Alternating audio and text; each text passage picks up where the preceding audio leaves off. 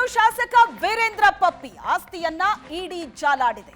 Online ಬೆಟ್ಟಿಂಗ್ನಿಂದಲೇ ಶಾಸಕ ವೀರೇಂದ್ರ ಪಪ್ಪಿ 2,000 ಕೋಟಿ ಆಸ್ತಿಯನ್ನ ಸಂಪಾದನೆ ಮಾಡಿದ್ದಾರೆ. ಇಡಿ ತನಿಖೆಯಲ್ಲಿ ಬೆಟ್ಟಿಂಗ್ ಮಾಫಿಯಾ ಬಯಲಾಗಿದೆ. ಕಡಿಮೆ ಅವಧಿಯಲ್ಲೇ ಸಾವಿರಾರು ಕೋಟಿ ಸಂಪಾದನೆ ಮಾಡಿದ್ದಾರೆ. ಹಣ ವರ್ಗಾವಣೆಗೆ ಹವಾಲಾ ಮತ್ತು ಗೇಟ್ವೇ ಸೇವೆಯನ್ನ ಬಳಕೆ ಮಾಡಿದ್ದಾರೆ. ಶಾಸಕ ವೀರೇಂದ್ರ ಪಪ್ಪಿಗೆ ಸೇರಿದಂತ ಒಟ್ಟು 55 ಕೋಟಿ ಆಸ್ತಿಯನ್ನ ಜಪ್ತಿ ಮಾಡಿದೆ.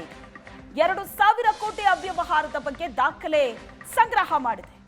ಇ ಕಾಮರ್ಸ್ ಹಣ ನೈಜ ಆದಾಯ ಅಂತ ತೋರಿಸೋದಕ್ಕೆ ಪ್ಲಾನ್ ನಡೆದಿತ್ತು.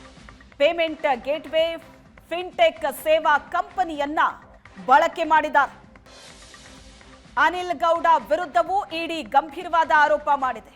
ಕಾಂಗ್ರೆಸ್ ನಾಯಕಿ ಕುಸುಮಾ ಸಹೋದರ ಅನಿಲ್ ಗೌಡ ಈತನೂ ಸಹ ಸಾವಿರಾರು ಕೋಟಿ ಅಕ್ರಮ ಹಣ ಸಂಪಾದನೆ ಮಾಡಿದ್ದಾನೆ ಅಂತಲೇ ಹೇಳಲಾಗ್ತಾ ಇದೆ. ಅನಿಲ್ ಗೌಡ ವಿರುದ್ಧವೂ ಇಡಿ ಗಂಭೀರವಾದ ಆರೋಪ ಮಾಡಿದೆ.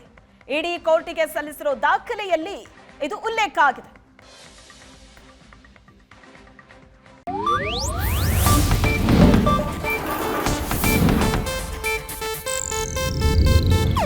ಇದು ಏಷ್ಯಾನೆಟ್ ನ್ಯೂಸ್ ನೆಟ್ವರ್ಕ್ ಪ್ರಸ್ತುತಿ.